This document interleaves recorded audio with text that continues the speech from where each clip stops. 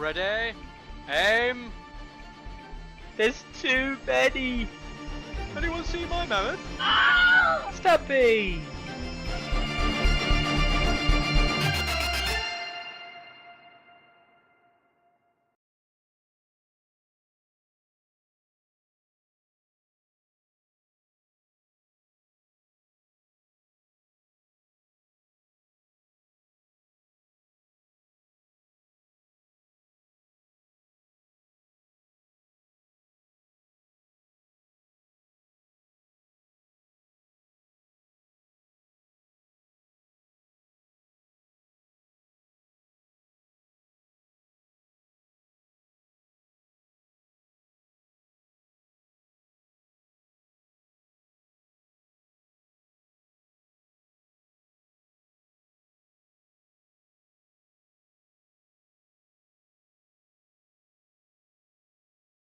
Well, that was all a miserable fail.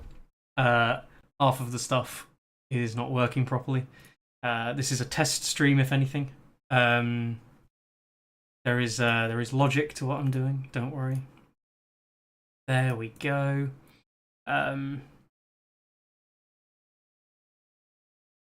Some minor problems, just minor ones. But getting back to it. I will change the graphics on here in a second.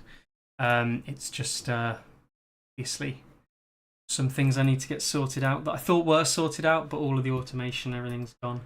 It's been a while since I've done this, and as a result, a lot of the things have reset. I can only apologise. Some things I'm going to run through today. You know, hopefully nothing too crazy for people. Nothing that people are going to find weird. A Minecraft stream? Yeah, Minecraft stream, 100%. No. Definitely not a Minecraft stream. So yeah, let's have we've got. So, there we go. File should be right. Yes.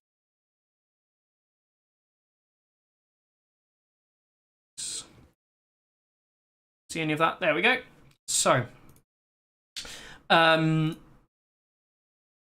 we've got season 6, which we're going to have a little look through today.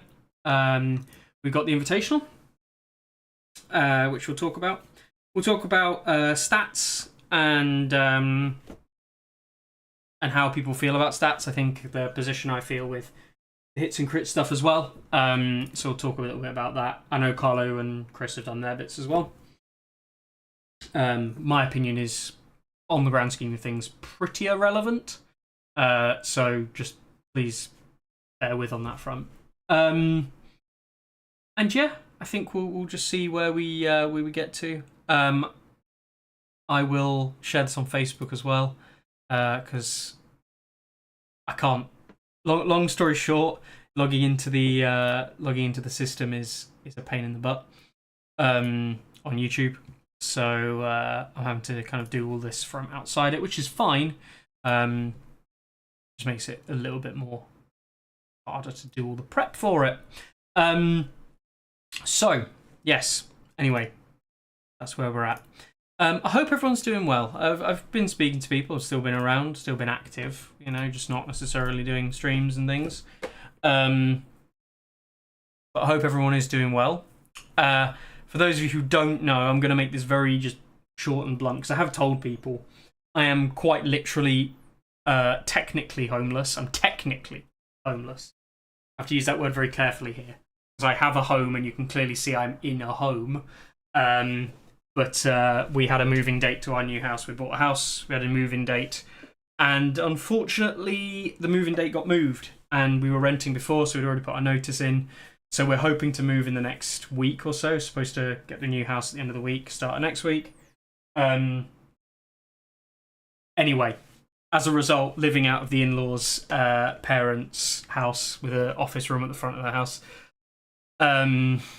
So yeah, it's a bit of a mess compared to what is normally the case.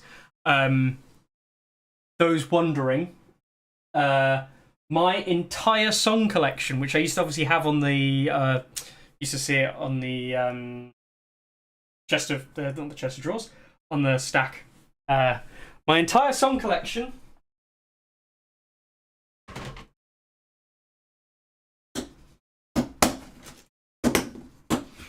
is.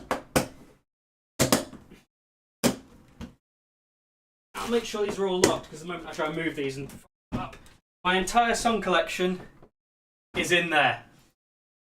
Which is obviously not true because it doesn't all fit, but that is basically everything that I've had to try and use, which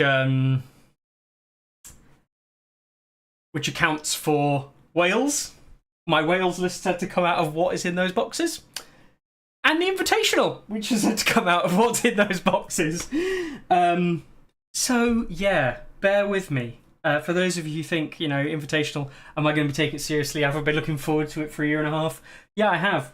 Am I going to be taking it seriously? Yeah, but I'll go along and enjoy myself. It's the community aspect that I care more about. Am I going to do well? Probably not. We'll see. Yeah. It's not been the easiest few weeks. I'm not gonna lie to you. So yeah, that's been not on my mind. Also, and this is not song related really. I've been playing a lot of Trench Crusade. The other stuff that I was able to keep is my Trench Crusade stuff. I'm not asking you to give a toss about my Trench Crusade stuff, but if you've not played it, it's a genuinely fun game. Fun. I can't say I'd play it competitively. It is not a competitive game. It is a game of just absolute joking around. But I've painted proportionally more of my Trench Crusade stuff than I have anything else. And I actually really find Trench Crusade fun to play. I don't know if I enjoy it. It sounds really weird, but because the mechanics are so dicey and things like that, but it's it sets up great cinematic moments. It's been good fun as a bit of a downtime game. Myself and Dan have been playing from our club, a few others that you guys won't know. Carlo, not so much. He's busy with the Invitational and other things. It's not my. I'm not at liberty to tell you there's other things, but he has been busy with other things. Very busy. So, that's where he's been, obviously. As well as all the stuff with stats as well. Which factions? I'm new Antioch Brute. Nice and standard vanilla new Antioch list. But I really enjoy it. And I've got my winged... I won't get him out today, but I've got a winged ducal armor lieutenant with the whole... Oh, like a vampire. I always play vampires in Mordheim and these kind of games. I play lists that are not vampires, end up with a character that's like a vampire who just kills everything. I don't know why. I just have this one superpowered guy and everyone else is shit. Anyway, less about that. What am I here to talk about? Well, we've obviously got Season 6. We've got the stats closure and then the stats survival. Nexus. Some invitational stuff, Wales, and I think that's about it. A few other things as well as they come up. I'm not going to focus on many other events. I know that there are things like the French Nationals event for this year has been announced. Titus sent me the kind of announcement video for that. Jesus Pullo, who I've known for a while now, many years. I've known Titus probably neck end of 5 years. I've known before speaking to him now, probably. 5 years. Wow. Gee. So they've just put the French. In fact, why don't we quickly whip that up for us now? The French intro video. So make sure you can actually hear this. Because what will be the point if you can't hear it? There we go. And let's restart that.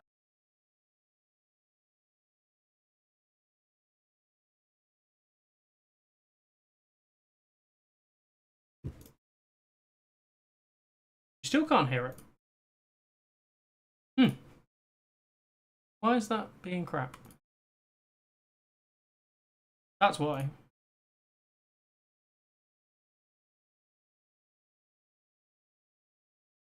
And that should work. I hope.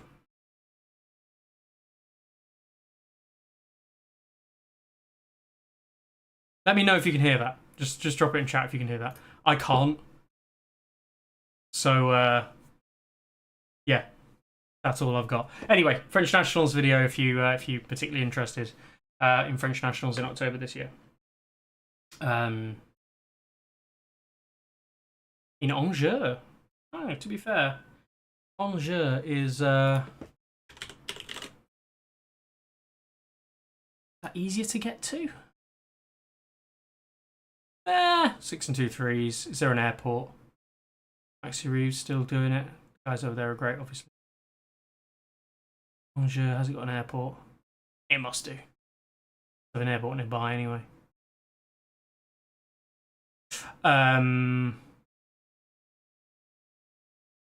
Yeah, anyway. Do check it out and don't watch adverts. So, you can't hear it. Amazing. I will fix that. Again, I don't really know why everything is broken. Everything is broken, by the way, because I had to reset my computer and this, that, and the other, which is why half the graphics, all of the intros video doesn't work in the way that I hoped they did. I thought they would work first time, and they clearly didn't. So yeah, just bear with on that front. All right. Anyway, let's talk about things in order. So, first thing I'll actually cover very quickly is the draft format. The last episode was about the draft format. Draft format results for that. The second draft draft tournament is actually ongoing, and they've used Draftmaster, I think, for it online to manage that. And anyway, that's all going really well. I won all 3 games. And Corellian won all of his 3 games, which meant that we tied wins, but he won on secondaries. The games, I've got recordings of my games, my 3 games coming up. They're all recorded. I just need to do a little bit of editing on them. And the funny thing is that if you watch round 1, I made quite a humorous mistake, which I noticed towards the end of the game. Round 2, I made a different kind of mistake, which I didn't notice until the end of the game, pretty much. And then in game 3, I actually played with all the rules on my abilities on my units, which was, probably something you should do more often. So yeah, that's those are all coming. So watch out for those. They're in the editing pile. I can't promise when I'm going to get to them. Probably after the Invitational, but I'll see if I can get them done this weekend, potentially as well. Season 6. So season 6 next or stats? Stats closing. So it's actually very funny. Carlo's decisions are his own decisions, and I want to just really heavily point out that my involvement is 0. I'm literally not involved with it at all. I never was involved with stats on that front. It's entirely Carlo's project, and all of the announcements and everything he says is entirely him, right? And I've got no influence. I don't get a say, anything like that. I'm not involved in stats. I am not stats. Carlo is stats. I think people will forget that a lot because of Tourney Ground and because of things we did. So I mean, it was. I can't say it was a shock to me because it wasn't really a shock. I kind of knew it was coming. Then Carlo obviously announced it. And I was not surprised. I thought, yeah, it makes sense. I'd actually spoken to him a few months before Christmas, where I'd basically said to him, just nuke the thing from orbit. You know what I mean? Like, where I am, specifically where I was mentally with things, like, I get why he wanted to close it, and to be honest, I'm surprised he's been in the game as long as he has. So I don't blame him for any of the decisions, and it's something that, you know, I have spoken to him about previously, and again, nothing about what we've spoken about has affected his decision, as far as I'm aware. But when we spoke about it, it was all very much kind of like my opinion was, fuck it, you know. And it's not because I don't like stats, right? I would make a really strong point of this, but like, I perhaps am really bad at communicating it, especially when Carlo's there, of course. Even worse. But like the vision of what Stats tries to achieve, and I think what's something that the patrons got behind, and something that I really did believe in from the start of the game, is it was trying to make the game better.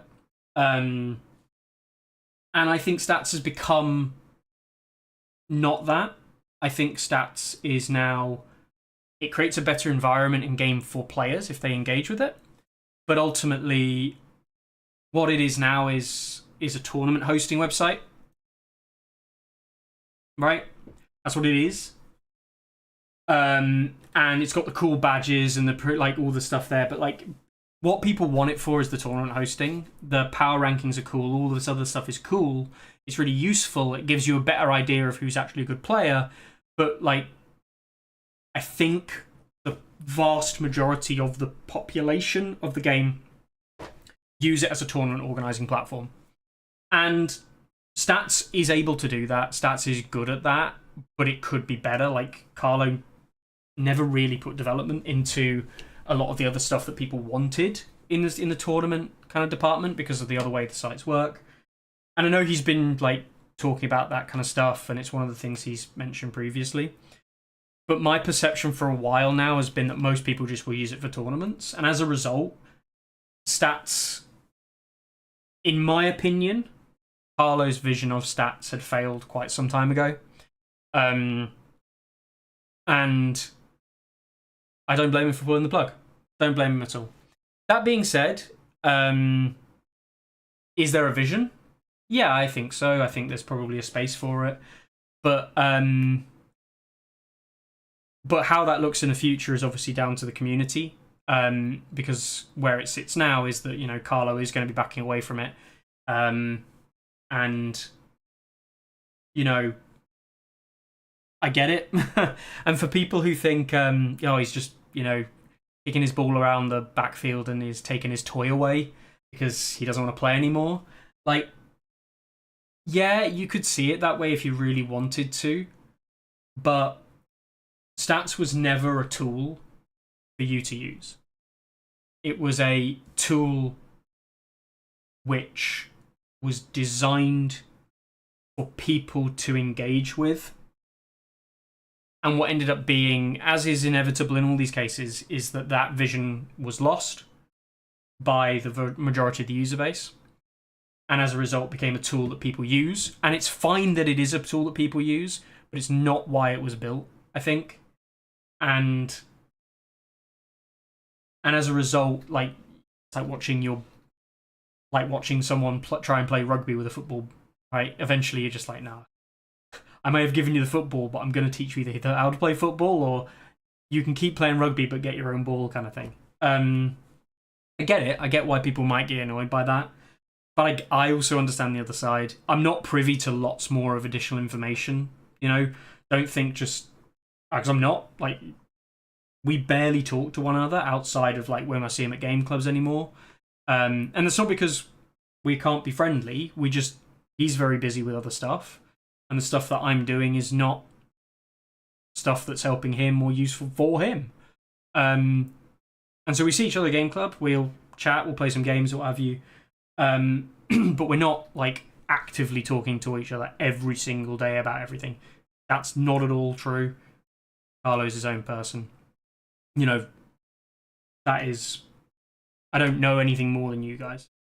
What I do know, though, is that the Invitational has taken a big toll on Carlo in terms of the prep, in terms of the stuff he's had to do to get it to work, and the number of people he's had to work with to make things happen in the way that he wants it to happen.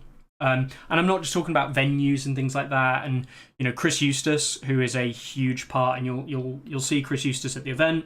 And Chris Eustace is again, from my outside position, I would say that Chris Eustace is an absolute rock for Carlo. And Chris is superb at this kind of stuff. So so if you do see Chris at the event and you do get the chance to play against Chris at the event, and just don't forget to say thanks to him as well, because he puts a lot of effort into this, as does Carlo, and Carlo's put a huge amount in. And again, not my position to say other stuff, but like Carlo's an incredibly busy person outside of Song at the moment, and he'd like to think that he's not, and he'd like to tell you that he's not, but he is a very busy person. So yeah, that's it is what it is. So yeah, that's where it stands. Don't blame him. But what does it mean going forward? So obviously Hits and Crits are taking it over. I have to be very careful, which comes with another thing I was going to say, which is I've not been streaming partially because of this going on, but also because I'm very aware that when I say things and when I speak, people somehow, I don't know, they put more emphasis on it than perhaps it's worth. I don't know. I don't know how to really describe it. And that means what I say I have to be a lot more careful with. And that wasn't the case previously. I've said things that I look back now, and then I hear other people talk about something, and I'm like, that's just not the spirit with which that was said, or the way in which that was said. And so, the context is lost, perhaps. And you look back on it and think that was a dumb thing to say. That was a really stupid thing to say, because the only person it affects is not me, but actually is other people, the people it affects. And that's something I'm just very aware of now. So I try not to say anything out of turn. And I even think I probably screwed up and said something out of turn already today. So yeah, just something I'm very aware of. But yeah, so Hits and Crits.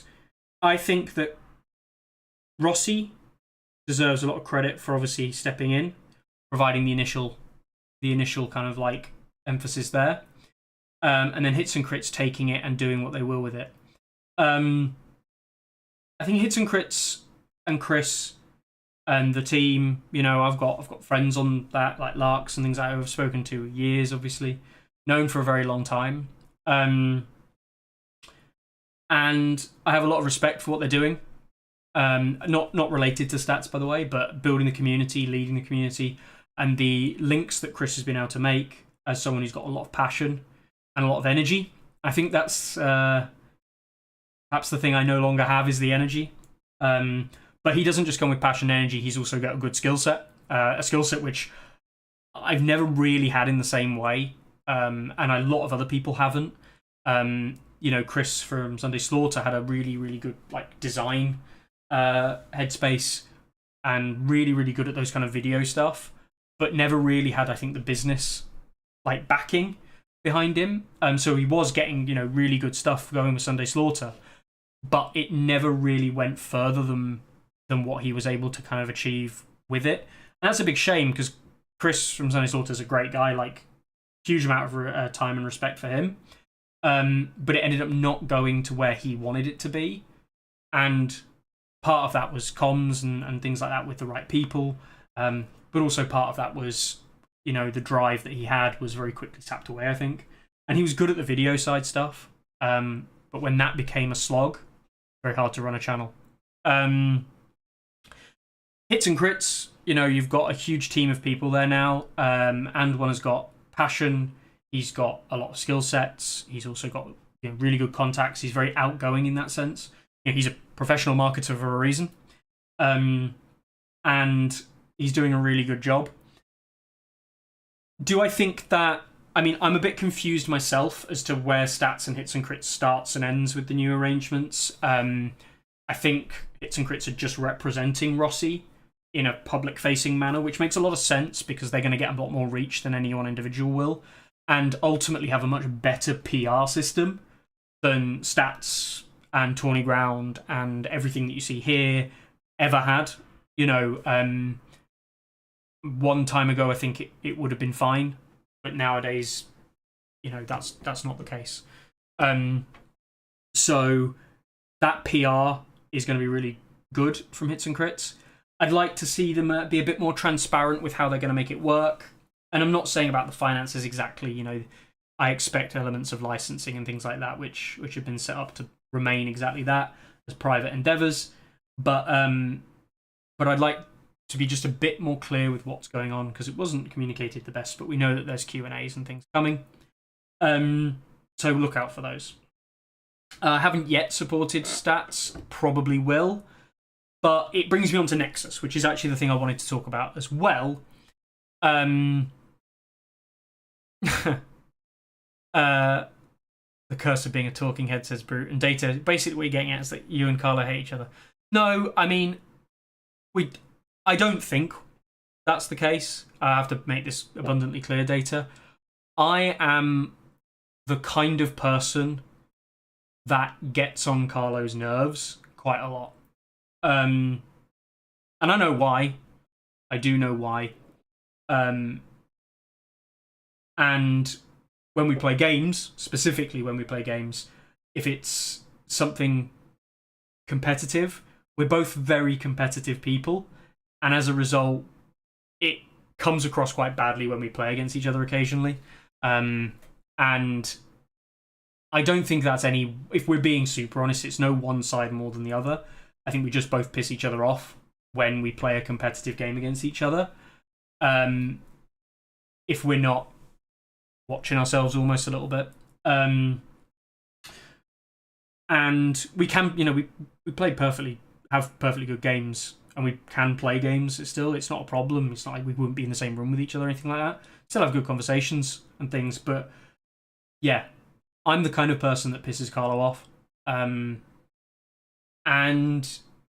I'm abundantly aware of that. So yeah, you know, it's just understanding that. Dan says it's because I'm very small. Yeah, and I know you said it was a joke, Data, but I am being honest, because I think, you know, one of the big things about this channel and about one of the things that I like to pride myself on, as much as it's a downfall, is being able to be truthful to people about like why certain things don't work or why they do work. At the end of the day, sometimes if you're just a bit of a dick to the other person, it does have that impact on the relationship and on the other person. So yeah, that's that side of it, I think. The other big thing, so Nexus. The Nexus project is a difficult one, and I have a very difficult relationship with it because when they first announced it, now I'm not integrated into stats. I'm not involved again in the conversation that Carlo and Nexus had or any conversations that were there, really. But what I did know is I understand some of the impact that stats has had. Obviously, I've been around since its conception, be it when it was just an Excel spreadsheet in our club that me and Dan and Carlo used to use, all the way through to when it was first an app, which was pretty god-awful now we look back at it. And then it became the website. Version 1 of the website came around, then we see what everyone actually sees and is now called version 1 is actually version 2 of the website. For those who remember version 1, it's in the early videos, go back and watch it. It had some good things in the old version of the site, but it wasn't good. So yeah, what you see now is effectively the version 2 of the kind of functional ones. It's not easy to run this. You know, he's again very open with running the site in terms of what it's cost in the past, hosting, what the costs of the site have been, and setting the site up. Another big thing that Nexus perhaps had originally, when they first said, oh, we're going to step up and do this stuff, it was like, yeah, great. Have you got any experience in like web development? I've got a tiny amount that's massively outdated. And I knew that what was being undertaken was a lot bigger job than I think some other people did. And I did speak to Jerome about this. It's going to be more expensive than you think, and it's going to be a much bigger workload than you think. I'm sure other people did as well. And then it became a question of, right, but what is Nexus trying to do, you know? And I was quite outspoken originally, being like, you could have a ranking system if you want, but you probably want it to be based on some kind of ELO, or, you know, people talking about Glyco 2 systems. The reason that stats is the way it is because of the proprietary maths that Carlo does, and you can kind of work backwards if you know it a little bit, which thankfully, you know, Carlo will say I'll never know it, which is true. I'll never know it all, but I can do maths if I'm sat down and having to do some maths. And so you can kind of reverse engineer it a little bit. To a point, there are things I can't do, which is why you keep these things hidden. It's like reverse engineering flavors. You can kind of make it the same, but it's not the same, right? So what Carlo has is unique. You can make a system like it, by all means. But again, that requires quite a lot of time and effort to create that, and obviously then code it into the systems. Again, this is a long development program for Nexus, and all you end up with Nexus at the time of the conversation was a product that was going to be inferior to stats, at least in the initial days, moving then into a product over time which, if it got the continued development, would be better. So that's where Nexus was. You know, being very honest, it's a lot to get into, a really, really heavy commitment, but at the same time, it gives you more opportunities. And this kind of is where we lie now. You've got Nexus still being in development and going through its kind of like where it goes now. You've got hits and crits supporting stats. Stats, as it stands, is going to be an interesting conversation. I'll probably talk to, I think Daniel's already reached out, and Daniel's going to talk to me a little bit about it between the Invitational before then, around some stuff he wants to talk about, whatever it might be. It's not my place, you know. I would just put an opinion forward, and it's all it is, an opinion. If you were to keep the website, literally, this website you see in front of us today, right?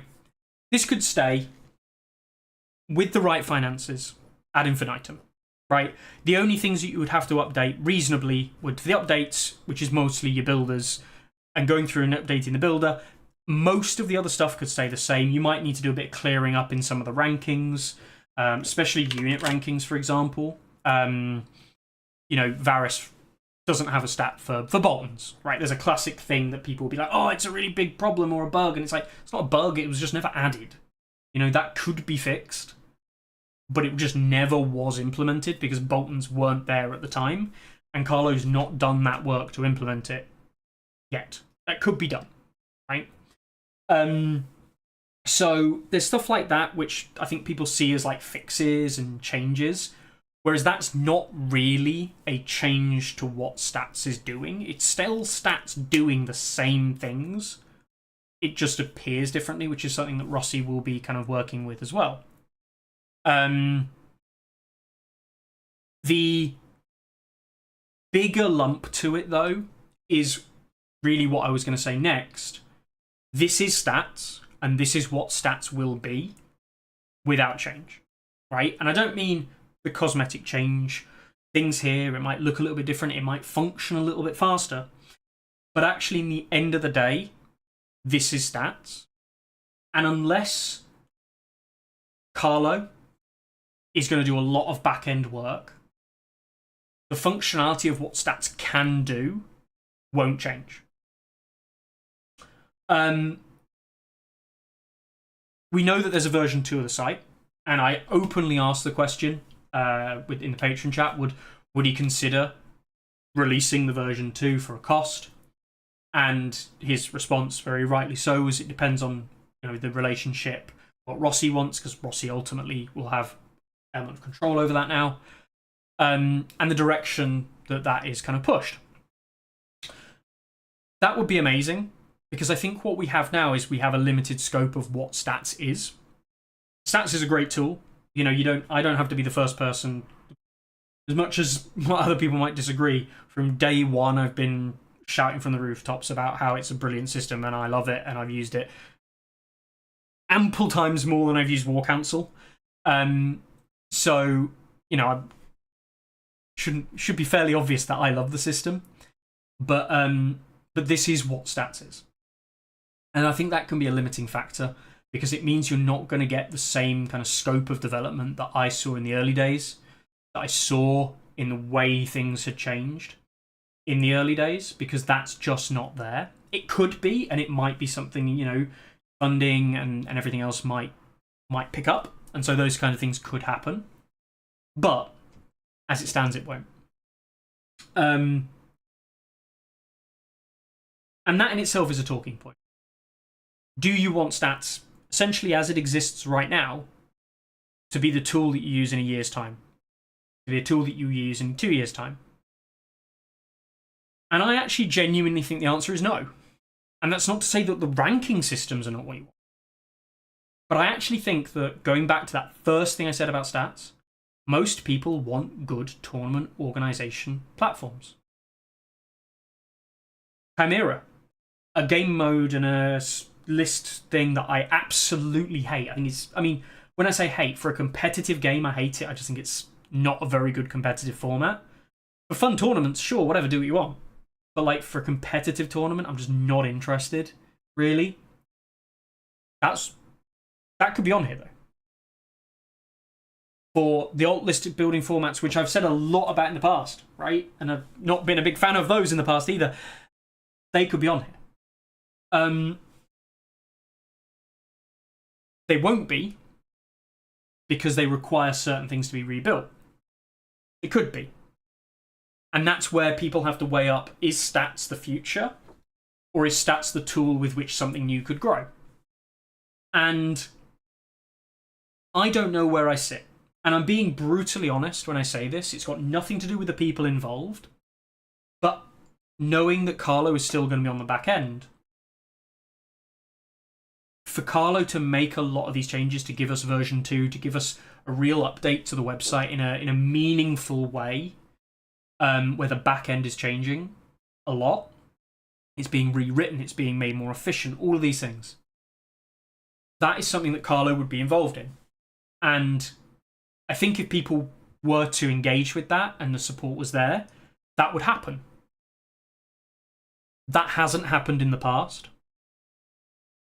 And I don't believe that the overall consensus has changed significantly to believe that that will change in the future as well. So I'm kind of sat here thinking, I think stats is great and I'd love to keep it around. But what's wrong having a competitor on the market that is able to offer something better? Because that's what you want. You want to improve. So Nexus is a really good project. I know Jerome just put in chat, a lot of people involved, still lots of development. It's not easy, and Jerome knows it's not easy. But Nexus could be that thing. Other tournament organising softwares exist. We've seen, what's it called? Oh, name's just gone. It'll come back to me. It's used for 40k all the time. They've just unlocked, or they're gonna be unlocking their song tournament organising on it. Longshanks. Jeez, my memory sometimes. Longshanks is going to be unlocking song organisation, is my understanding. And I don't like the Longshanks system for rating players. I think it's really bad, actually. I don't like it. It's a bit like the T3 way of ranking players. I hate. You can be really good because you attended more events. That's not how it should work. Those those kinds of systems are not my kind of system I like, because they don't weigh up. I mean, Longshanks doesn't even deal with two-list pairing, and it doesn't deal with strength of faction, so you just take the strongest faction and win all the time. It's just better for you in systems than anything else, and I think that just encourages power gaming, which is just like the opposite of what you want. So, you know, and that's not a dig at Longshanks, because the creator would say, oh, but being able to build good lists is a skill, and it's like, yes, it is, but like, it's not a skill to know something's broken, you know? Not really, not in this game, because I think a lot of people weigh up and say, oh, but it's hard to find broken combos, and it's like, it really isn't. In most games, broken combos are usually quite easy to find, or they're obvious, once the community at large has got something to play with in front of them. So, yeah. Anyway, that's a bit of an aside. Those kind of things will exist. Those kind of things will be worked on. I don't think it's a terrible idea that they exist. I think it's a good thing that we get competitors, because competitors on the market is what is important. What it then allows you to do is stand up and defend a platform for its merits. And it's not it's not dissuading someone else from doing the work, but actually you can start to say, well, this system is better because of these reasons. And it allows the consumer base to be more picky with what they want. But I think in the end of the day, what they want is a tournament hosting software. And Stats is that at the moment, just about. But my question is Stats gonna be that? I don't know. Nexus could be. There's also the whole thing about blogs, which could be included, you know, integration of the community side stuff, which Carlo always actually kind of wanted on Stats in that weird way, but it was never really worked in all the tests he did with those things. They were all basically abysmally received. Like, people don't remember this, but we used to have buying guides on Stats. No one ever read them. Like, no one ever read them. So what was the point? So they got rid of. Like, the value of having them was less than the value it took hosting them on the website. It's that kind of thing that was being evaluated by Carlo constantly. So it was just scrapped. Other things were just scrapped because it was APIs that took up load and costs for servers, but weren't actually giving any real tangible benefit to players because they were basically never being used. People remember you used to have win rate by game mode on your profile. Win rate by faction on your profile. Those don't exist anymore. If you go back and watch some of the very early Stats episodes, you'd have seen them on here. So it's just something to bear in mind. I'm not sitting here slamming Stats or what hits and crits are doing or Nexus, anything like that. It's not an attack against any of them. But like, understanding what the community wants from the product is a really big important thing. I know that Jerome's done some stuff on it. I know that, you know, Chris has got a large outreach. He'll do stuff on it as well on behalf of Rossi and Carlo and Stats. But it's not a simple kind of like, this is what we want, because everyone has a different opinion. Everyone. You know, a lot of people complaints because of badges. Like, this to me is a crazy thing. A lot of people complaining about the badge system, saying you can't get a Bolton badge with money bags because you can't win with all the neutral commanders. And it's like, I don't know the code well, the code that Carlo uses to run these badges, but it's probably actually quite an easy change for him to be able to check these things. I say an easy change. It would still be quite a bit of effort. You know, a good few hours probably doing some coding. But it probably would be a relatively easy change compared to a lot of other things happening for him to change that. So that's the kind of thing where it's like, that could be just changed. Like, that's barely worth complaining about. And that's not to say you shouldn't mention it. But like, yeah, it's crazy to me. That kind of thing is really quite, in the grand scheme of things, easy to fix compared to some of the other stuff, which is really not easy to fix or isn't really broken, but changing it is a real pain. Jerome says they don't be careful that they don't want to divide the community. Yeah, I mean, I agree. You don't want to divide the community. But in the end of the day, it's again about understanding a limitation of the product. Stats has been a great product. I love it, and I will continue to use it while it's still here. That doesn't mean there can't be a better product. And that might be stats with improvements, with changes. But that doesn't mean there can't be a better product. You don't sit here and say, Honda have released a new car, it's really good, let's never produce cars again. You know? But understanding that the value in terms of like the monetary cost, I genuinely believe you're not going to get that value back from this game and the costs involved. And that's not to say you can't get funding for something, but I am genuinely of the opinion you will not get funding for something. So we'll see. As it stands, we've seen the hits and crits stuff go up, and I will put a shout out to their funding platforms. So they've got their Patreon, and then they've got their, I think it's called, I think you pronounce it coffee or coffee, because it's supposed to be that kind of idea. But I don't actually know, because I've never actually heard anyone say it apart from when I've read it. So we've got the coffee link, which is here. And you can see there they've got about 33%, so you read it as $2,500 so far from 99 supporters. Or is it 501 received coffee things? I don't really know how that works. Supporters and received donations, different things, I guess. But then they've also got the Patreon. Now, actually, I thought was really interesting is a Patreon. I always used to analyze this because when Stats had its Patreon, you could always look at it and see where it's at. Hits and Crits only has 28 paid Patreon members and is generating $143 or pounds, sorry, per month. That's visible information you can see here. Stats had more money coming in from about the same number, and I say about, it's really equivalent. There were technically more, but it's not like astronomically more. It may be like half again, maybe it's 50% at most again. And Stats, if we remember rightly, was generating about 200 a month. And again, I'm not trying to undermine anyone or anything.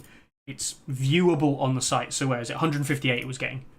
From 243 members. That's actually insane. That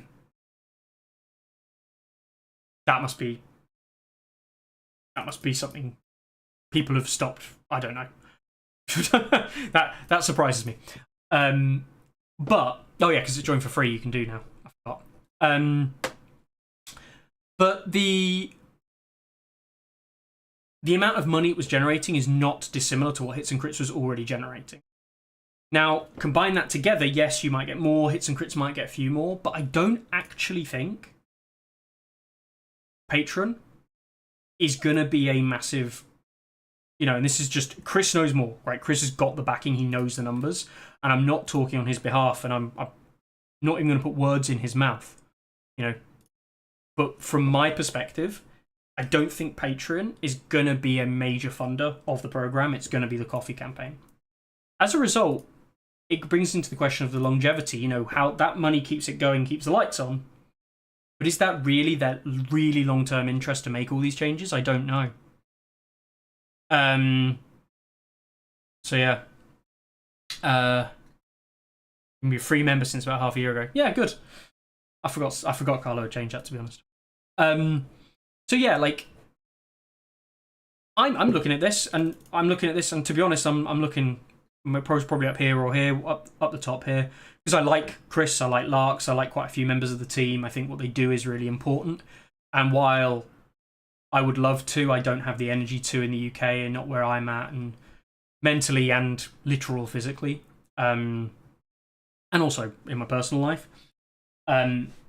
So being able to support that happening elsewhere, I think is really good. Still love the game in that sense, but I don't know. A part of me thinks that, I just don't think the demand is there. Now, I'm saying this because I already think the demand wasn't there. That's why Stats was closing. You know, I spoke to Carlo, as I said, probably about 5-6 months ago. He'd already made his mind up almost definitely at this point about things. But I'd literally said to him, like, just burn it to the ground, you know? Go back to that. In the car. And I'm not wrong. I'm not right. But I don't think anything Carlos said at the end of the year in his videos, in the questionnaires he did, talking about like the desire, the money, that kind of side of it, is it really worth keeping it going? I just don't think anything he said there was wrong either. And while we see the campaigns to move and save it have come forward, and it's great that they have, I still think everything he said was probably true in terms of where it's at, support it can get. I don't know. I'm not going to sit here and pretend it can't do better. I would absolutely love that number to reach 7,500. I'd absolutely love the number of Hits and Kits community members to bolster, let's say, double that number. Let's have 50-odd paid Hits and Crits community patrons. Let's have all the funding on the coffee campaign. Let's Nexus have some really success in the near future. That's what I want to happen. I really want everyone here to think about, you know, can I help? Because everyone who watches Stats, or Tourney Ground, I should say, you watch this show, genuinely supporting them is less of a chore for you and less of a financial burden than listening to me. Right? So if you watch this, this is a better use of your money and time. Listening to me is, on the grand scheme of things, not important. So yeah, this is a better use of your time and effort. So do that. Support Nexus, support Hits and Crits and Stats. Do what you can with the coffee campaign, the patrons, the various stuff that Jerome's doing. Like, all of that. Do it. Don't listen to me. I'm just going to watch the number of viewers drop now. But, yeah. That's where I sit on it. I think there's some real possibilities. I just hope that the community drive is there for it. And it might be true that the simple truth of the matter is that the majority of the community just doesn't really care. And that's also fine. It's okay to not want to have this. If you just want a tournament organising website, that's fine. Like, it's not what I want. It's not what some other competitive players want. What I want doesn't matter. It's what we want collectively that does. And that's what being successful. So yeah, there's that. Have it. Have at it. Enjoy. I hope it goes well. Next thing, you know, I was going to talk about where I'm at with the game. Talk about Season 6 in a second off the back of that. And Wales. So Wales, went to Wales. Thought, I'll take some lists I enjoy playing. Play Free Focus is anything I have not in storage. Might be borrowing someone else's army, of course. Do have the opportunity to borrow armies from other players in our group. Someone in our group, naming no names that hasn't already been named already, pretty much owns everything. So, you know, go figure. But went to Wales, had a really good time, enjoyed myself, and between each game, I couldn't get past the negativity of talking about certain structures, barriers that have been put in the way, frustrations. And again, think about what I say, watching what I say. Said things that ultimately were, while not meant to cause any problems, they do cause issues. Right? And I think this is the difference, is that I'm sitting here saying this is the person involved. They're not the problem, it's these structures that might be a problem, or Simon, or Asmodee, or other people that I'm aware of where there's kind of barriers being created. But then you talk about other people in that, and it's like, well, you're implicating them with bad things. And it's like, yeah, but they're not responsible for the bad thing. They are trying to overcome it, but unfortunately have become involved with the people that are. And while they're doing everything they can to be amazing with that thing,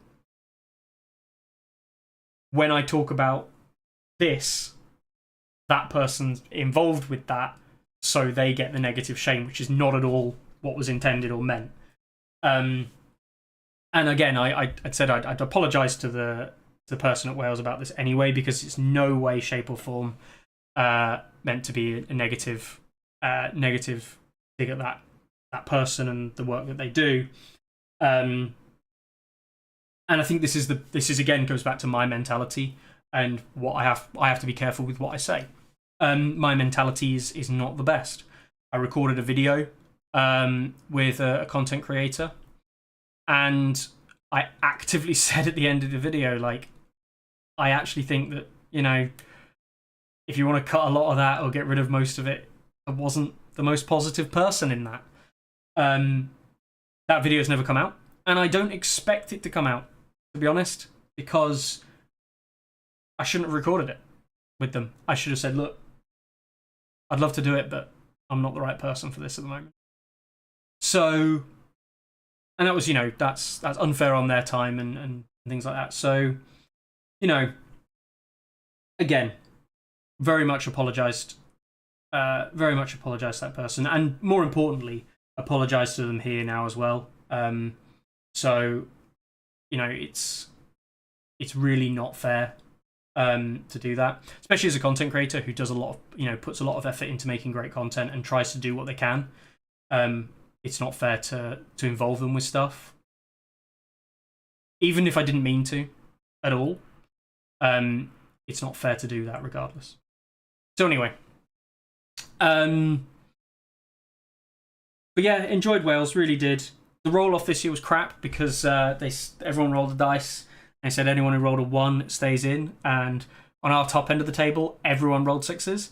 So so everyone was out, and there was only one person who rolled a 1 on the first round, so they immediately won the prize. And that's not a dig at the Welsh guys, by the way; they were great. But it was it's how the cookie crumbles.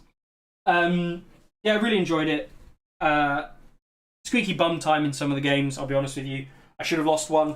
My game against Brother Without Banners, Joe McCarthy, I actually just straight up should have lost.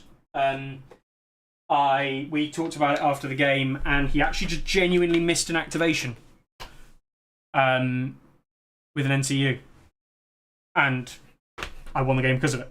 Because I literally took crowns to try and panic zap something off the board after it passed numerous 10-ups and 11-ups from games and things. He had to pass a 7-up and he failed. And it killed him. And it was genuinely like, this is the one you fail. This one, rather than all the others, this is the one. And I win the game, points on board draw. Or points, it's a draw, but points on the board win for me. If he just didn't forget about his NCU, I would have lost. Hands down. I mean, aside from like one dice roll being, you know, slightly different odds because that thing didn't happen, there was another attack that I made where I needed to do 3 wounds to a unit of resources, and I did like 1 or 2. Maybe that would have changed. But yeah, so like that kind of stuff happens, and you move past it. But it was frustrating to play a game knowing that basically, and after the game, I even said to Joe, like, basically, I lost.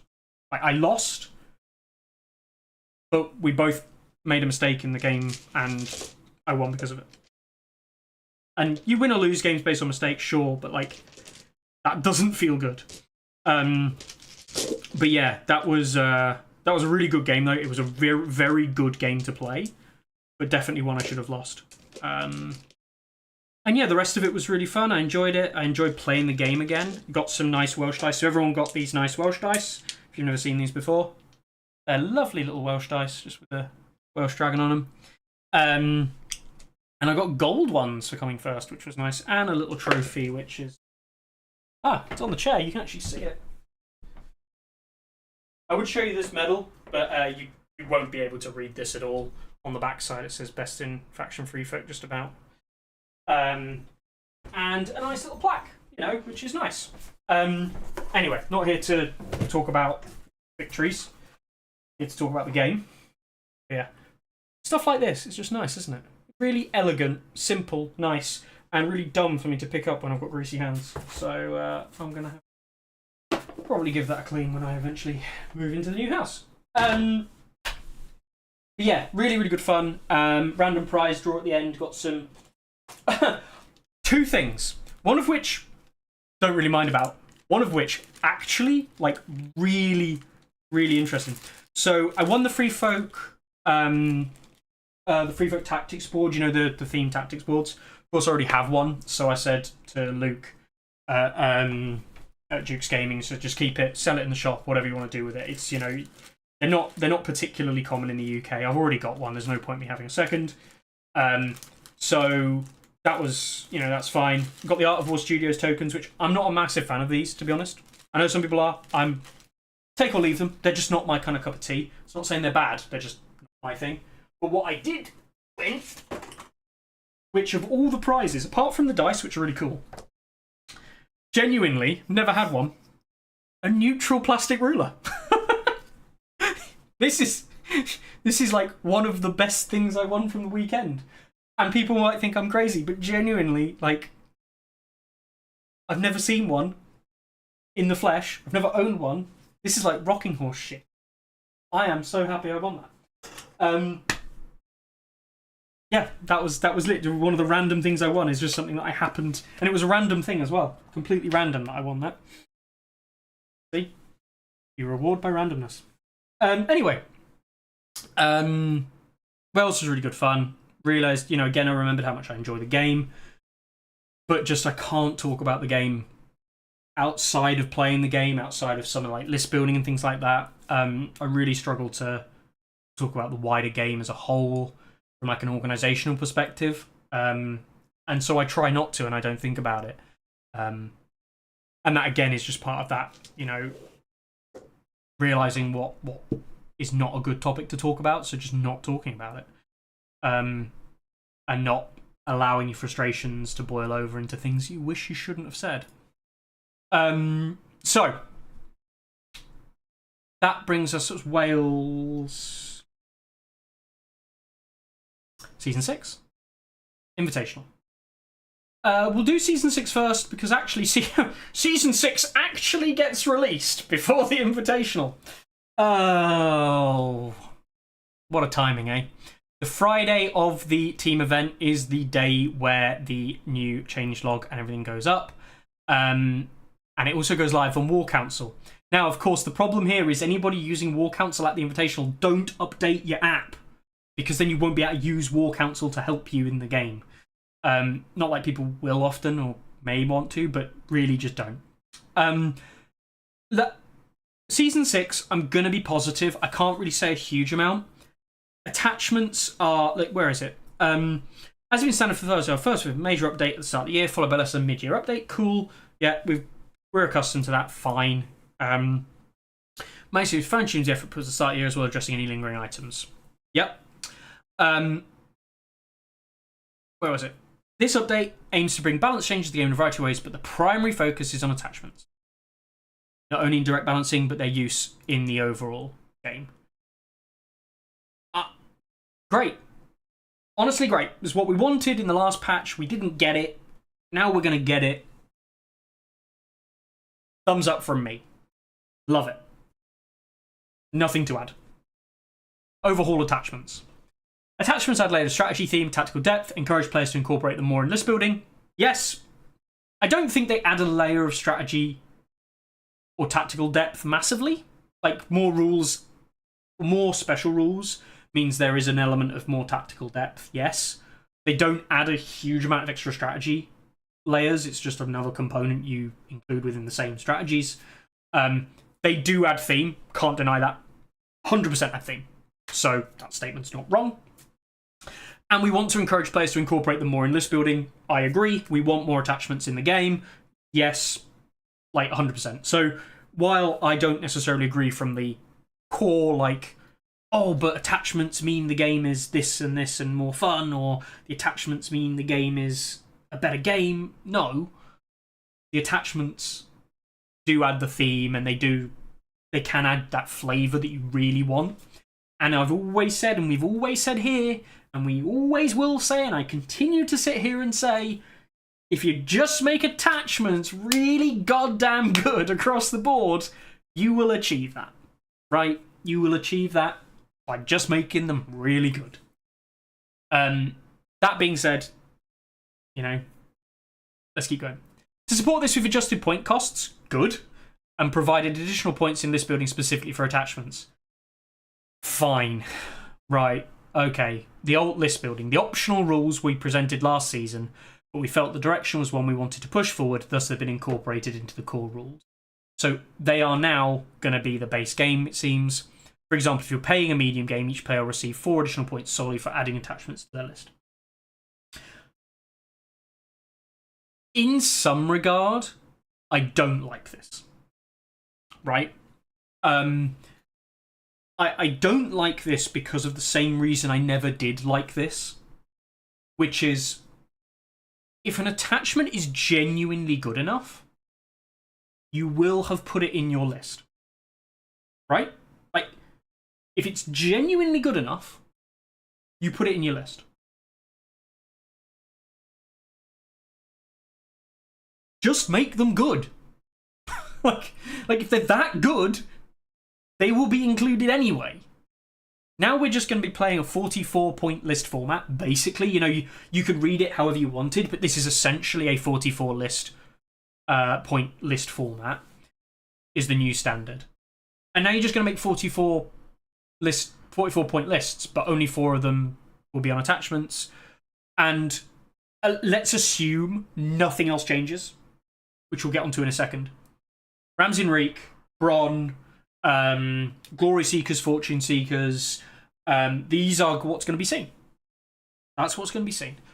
So, and I know they are changing point costs for other things. I know that they are doing lots of other things with attachments. But like, just solely 4 points added on, you're going to see a lot of those neutral attachments probably filling those slots. That's not to say other people don't have, like, Greyjoys have got some great attachments. I quite like free throw attachments, to be honest. I know they can't take neutrals. There are lots of points where I'm just like, I'd love to have some attachments. And these what I would spend the points on. I already know exactly what my 4 points of additional points would be spent on if I got to spend them on my on one of my lists for this event, right? If I was able to spend 4 additional points, I've already guarantee you that I've spent 3 of them. And you already know exactly what they are. The other 4th one depends on what ignores attachment limits, etc. Anyway, I think I don't like the additional 4 points, but if it's a route to the solution, then we'll see how it goes. Yeah. Once again, they're giving people what they want, just not in a very well thought out way. They could have thought about this, but again, like, it doesn't address the core issue of if attachments aren't really good, what's the point? They want to be really good. We've said this before. You want to feel like there are 3 to 4 pretty good, in fact, damn good attachments in your army. And you're like, oh my god, I could run a 4-3 list and run these attachments, but actually, do I want that 4th attachment, as well as my commanders, to make it a 5-2 list? Is that worth doing? Because that is what will let you have these discussions around NCU numbers, around unit numbers, around quality of unit versus utility of unit. You know, when is a unit's utility and the attachments and things it brings better than just the core value stats of the unit, which the unit brings instead of the attachments? Like that whole discussion comes about by making attachments better, not by giving an attachment segment of points. That discussion comes about by making attachments good. Look at what happened to Watch Marshals in Night's Watch in 2021. Need I say more? They were obscenely good, and it didn't become a discussion of how you get to 9 activations or whatever. It became a discussion of how do I include Watch Marshals in things that are already really good. So, just bear that in mind, right?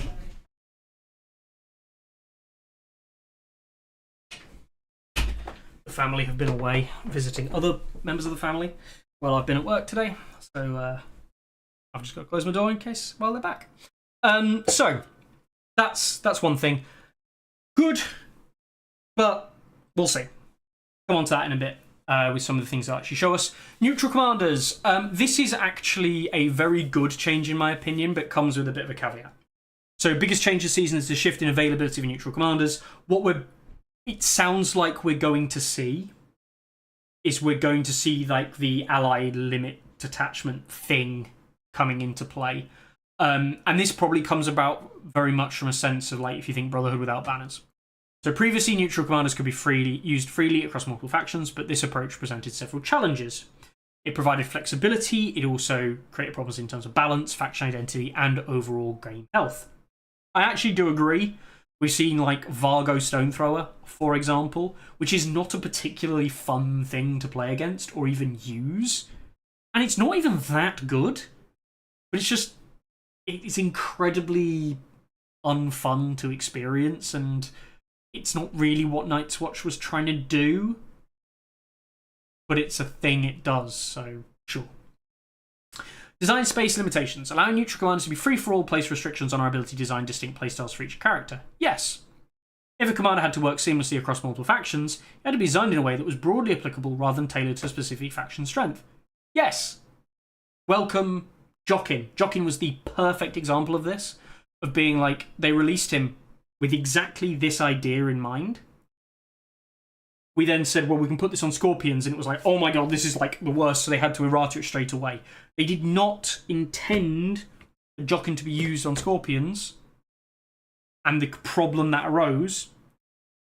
But when it got released and people said, you can attach this to Scorpions, they went, oh shit, that's a really stupid thing.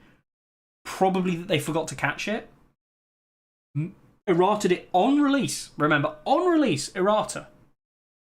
And we saw the change, and that was mental. People thought it was crazy they did an on-release errata. It was faster than like Hearthstone Demon Hunter nerfs. It was faster than Magic banning of certain things when certain Magic sets have been released. So anyway, yeah, that was pretty big. Loss of uniqueness. The neutral faction itself suffered under this model. By sharing its commanders across the game, it struggled to maintain a core independent identity. Yep. Instead of being a faction with a distinct playstyle, neutrals became more of a toolbox of armies. Yes. Which weakened their thematic and mechanical presence. Yes. Neutrals have not been played in a concerted effort in any real major events by anyone ever. They are not a faction, and we have joked about that a lot, but it's also true. They are simply not a faction. So yeah. Needed to be fixed. In the past, neutral commanders have been considered alongside faction-specific options, which sometimes led to design overlap or competition. Yep. Panic Commander is better, could play something like a Denial Commander in Roose was better in Lannisters than like anything Lannisters had for a long time. Now, with clearer faction boundaries, we can ensure that each faction's commanders have more distinct and more defined roles. Yep, good. Faction theme. More lore, more narrative, and better gameplay with things like this. So you can only have up to 2 Champions of the Faith, and the first is free if your army contains High Sparrow. I think this is good, but I'm worried with the scope of this change. So, hear me out. Commanders aren't perfectly balanced. Right? We know that there are good and bad commanders in the game. The game actually, right now, has seen the biggest kind of depreciation in good and bad commanders, in that the worst commanders in your faction are probably not overly significantly worse than the best. Like they're both... They are different in power level, but not, like, hugely different within scope. If we just look at Targ, who's got the strongest Mother of Dragons in the game, and like the worst commander they've got is -12 at Grey Worm, but like Grey Worm to Drogo is only a scope of 60 points, which is not really that big compared to other disparity. Sure, to Daenerys it's 100 points. I get that Daenerys is like miles ahead in Targ. Stark, 27 through to -44. It's about 60 variance. Free Folk, 55 to -28. Okay, so it's more like an 80 variance. Maybe I'm wrong. I think I'm probably wrong. 100 variance there. Like, it still feels a lot lower, though, than it has been in previous things.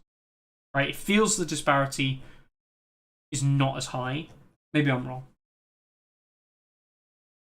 Adding attachments coming for free with commanders is a very difficult thing to do, because yes, it's another balancing lever, but also it's another balancing lever.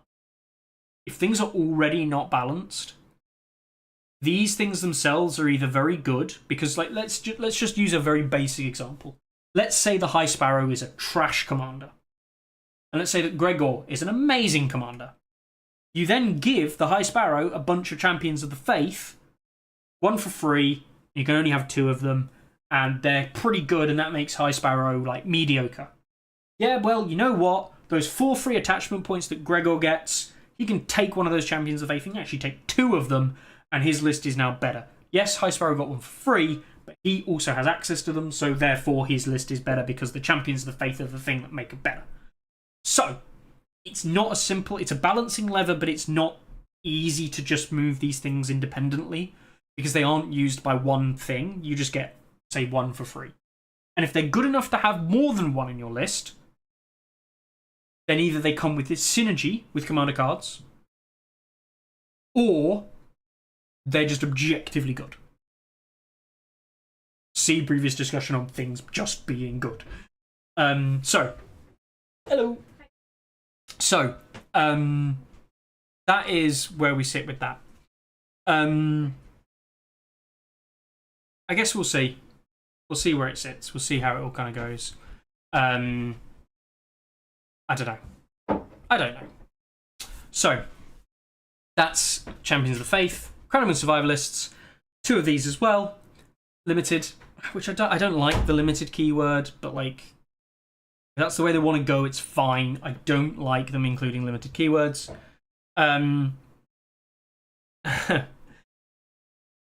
First Crown and Survivalist attachment is free if your army contains Howl and Reed. Crown and Survivalists ignore the usual attachment restrictions. Ignoring attachment restrictions is big. That is actually one of the most important things you can do because it combos. You're allowed to combo rules with each other, and that's what leads you to really interesting gameplay and units hitting and performing above their weight.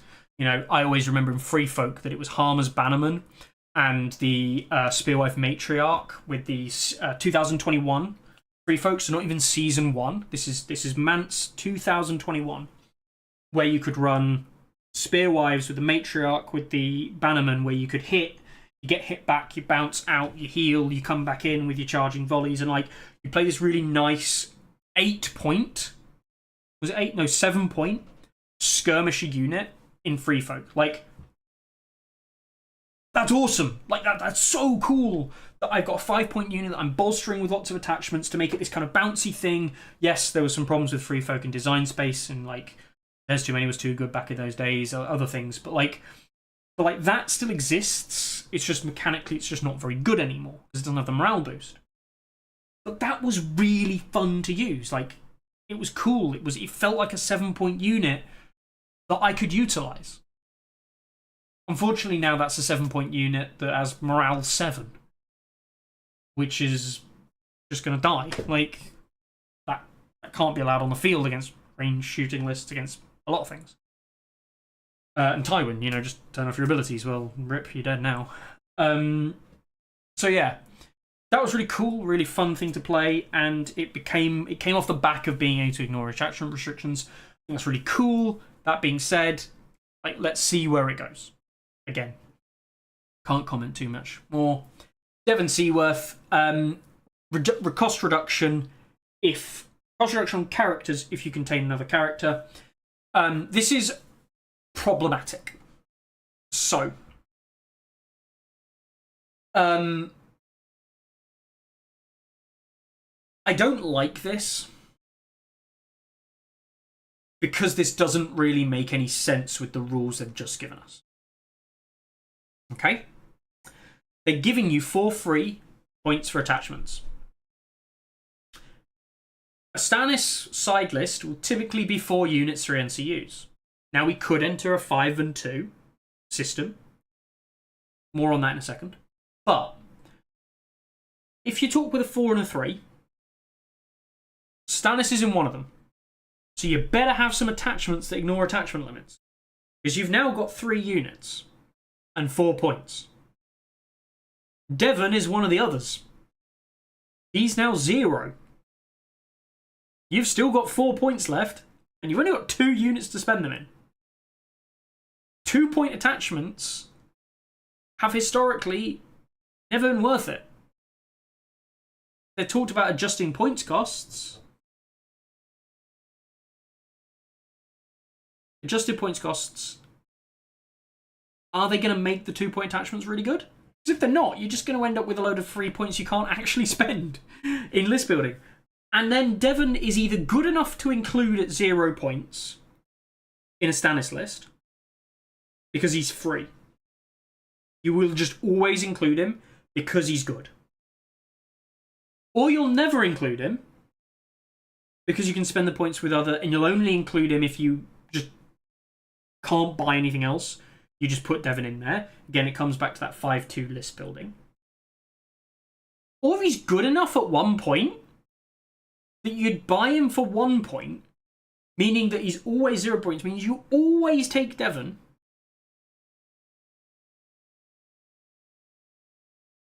I don't see how they can make this work. I don't see how they can make Devon, and Devon's just an example here. You can make something that both fit into the game in the meta and get played, while also simultaneously costing 1 or 0, where he's unplayable at 1, or like, sorry, I'll rephrase that. Good enough to play at 1, and not an auto pick for 0.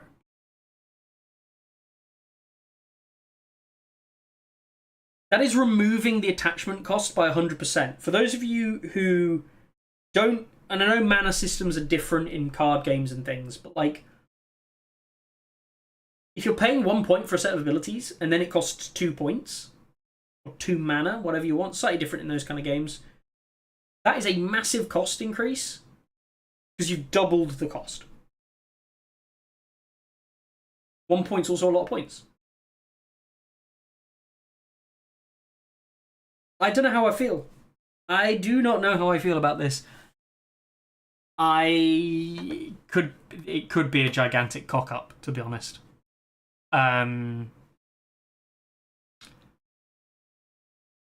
It could be a real cock-up. Or he's completely crap and you'll never use Devon. Which is funny. I don't know, I just don't know. I don't see... I can't formulate in my head at the moment how this will work and be appropriate. That's not to say it won't be good. It won't be balanced or whatever. I just can't see how they're going to make this work where it isn't just always really good to either take him for 0 or never take him for 1. And that's fine if all he's supposed to be is the King Squire. But like, it's just weird. I just don't, I don't know. I don't know. Epic game sizes. I mean, this is cool, but like, this is a really good example, which I'm glad Simon have mentioned it, but I'm worried that they've tried to design epic game sizes rather than just giving good advice, right? Lastly, we've been working on new epic game modes for commanders. On a new epic game mode for commanders who want to field even larger armies. This mode also comes with new expanded tactics board. New expanded tactics board means something else that people don't have access to, so you have to print it out. Or is it going to come in new starters or something like that? Is it going to be something that comes on rules? Like, again, the thing I have to add with Song is actually the biggest criticism I have of some of the last updates, is that everything provided to play Song is actually provided by Simon. As much as we might say there's good and bad things about them, everything that you need to play the game is in the starter set or in the expansions that you buy. You never have to buy anything else. Updated cards, yes, you do need those, and you would need to buy those. They've still yet to do pass tokens, so we got pass tokens from Yicats, for example. Those ones there, you can't really see very well. There you go. So things like that exist. People are starting to make pass tokens. If you've not played against me, and yes, I will be doing special pass tokens, but everyone who plays against me will get pass tokens from the event, from the Invitational. And anyone who plays against me will get, if they they have the right number of activations, that is, they will get pass tokens from me to keep forever, because that's what I like to do to players. I like to give them something bespoke. Oh yeah, by the way, because I with the Free Folk army that I took, I needed some wolves and eagles at various points, and all my wolves are currently in storage. My eagle, I've got one eagle for Varamir, but all the eagles and wolves are actually away in storage. So each of my players I played against over the 6 rounds drew me one of the animals in my cards. So I've got Johnny Bones Wolf. I've got Ryan Dell's Wolf. I love that one. Johnny's is, Johnny's is actually really cool. Nice. That is, who did that one? I can't read that, and I know who did it. Oh, is that yeah, that's Steve. That's Steve from the final. He did that one, Psycho Steve, with his dire wolf there. This is Darkman, Steve Darkman. I really like that wolf. I think that wolf is awesome. Very simple, but it's kind of nice. And then Jacob and Joe both did eagles for me. And Jacob said he can't draw, and that's actually a surprisingly cool, like the head and everything in the middle. I think it's actually really good. That's Jacob's eagle for me. Really like that. Thanks, Jacob.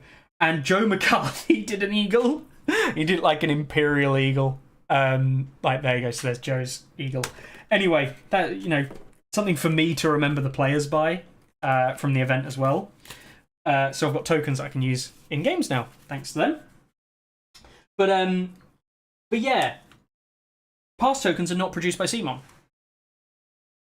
The expanded tactics board maybe not produced by CMON. Actually, that stuff just does annoy me a little bit, because it's like I always loved the idea that everything you needed to play was in the set. And if those aren't now produced in the starter sets, I'd be a bit sad. A bit like the pass tokens, they're not provided, and it makes me a little bit sad. Anyway, I really hope that they don't talk about, we'll make an expanded new game board and these epic game modes rather than just, fixing Banners and Butchery or Fire and Blood. I really hope that they've done that kind of stuff. I think advice for how to play epic game sizes would be better. Like, I really do think it would be good. And stipulating how, like, a set of rules in which you could do that in the core rule set would be a good idea. The thing is that kind of thing, they could have put a lot of effort and time into it, which is fine. And I think it is good that they are addressing it. I just think that could have been time elsewhere, because there's a lot of people already having rules written for these things. And again, it's one of those things where you could have just brought someone on to give some advice. Community members to give some advice how to run these larger armies and larger battles, how you could do it, and then go from there. So yeah. That being said, it's not a bad thing. It's just, is that something I want the designer to spend time on? Me, myself, not really. It's good that they've done it, though. So I can't fault them for doing it. Just not what I would want a design team to do. In a balance update, especially. That would be perfect for a mid-season update of like, by the way, guys, we're 2 months into Season 6. Here's epic game sizes. Rather than doing it all at Season 6 and then nothing. That would be me. Anyway. It's nowhere near the full scope of what they're going to do. Per usual, they have a round of unit and army modifications and balances, and they put this in brackets, Boltons. They are going to balance Boltons or do something with Boltons, but like, yes, finally, thank God, they are terrible. They just, everything is win more, and if you never start winning, you can't win. Yeah, they are much in need of some TLC, so that's good.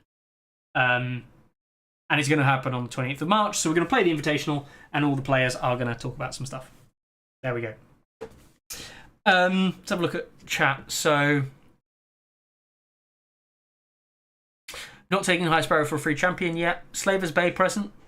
Afternoon or evening, Joska. Isn't it if it's unit sense users as well, not just commanders? We'll see. High Sparrow NCU equals free champ of the faith. Yep. 40k would hold the record for fast fixing. FAQ'd a whole new faction before the boom was released. Yeah. The book. Yeah, they actually FAQ'd it before the book came out, didn't they? That was kind of funny. Marwin trolling, how many free Warjack points should Alan Reed have? 15. Alan Weed can run a massive Warjack. Evil Sponge, the changes are too blunt and broad without much thought given to usefulness of each attachment. Yeah, again, like, it has scope to work really well. It also has scope to backfire. You add more levers, and if you're already, like, if you've got 3 levers in front of you where you're trying to pull and balance, sometimes you need a 4th lever to give you the fineness of balance between them, right? And that lever is a very fine one compared to the other 3 quite clunky ones. Points, costs, cards, that kind of thing. The problem is, by adding more levers, when you're already failing to balance or to manage 2 or 3, adding 4 or 5 or 6 or 7, you just end up with more that you can't manage as well. So it's lots of things you can move and change, but it gives you a much bigger scope to screw up. And that's got nothing to do with Simon and the Simon designers and being good or bad. Like, it's not an indication of them being good or bad designers.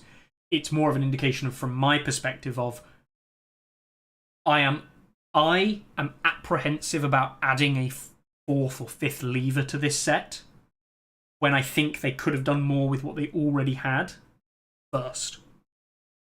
And that's not saying that they won't make it work. It's just, I don't. Maybe now is the right time. Now I think about it, it might be the right time for that extra lever. But I'm worried that it's not going to achieve what they want it to achieve, I think is probably what I should say. We'll see how it all goes. Obviously, we'll see how it's taken at the Invitational. We'll talk to people about it. I'll do some. I'm hoping to capture lots of footage and perhaps log into the YouTube account quite a lot and do lots of little live updates from the Invitational when I'm there. So watch out for that. I just need to make sure it's all set up and ready to go. But in theory, I should be doing lots of little things on the move, talking to players, capturing some thoughts and ideas. Lots of almost like YouTube shorts being released over the weekend as time goes on. So yeah, we'll see how that goes. The Invitational's looking good. You know, lots of players been signed up already.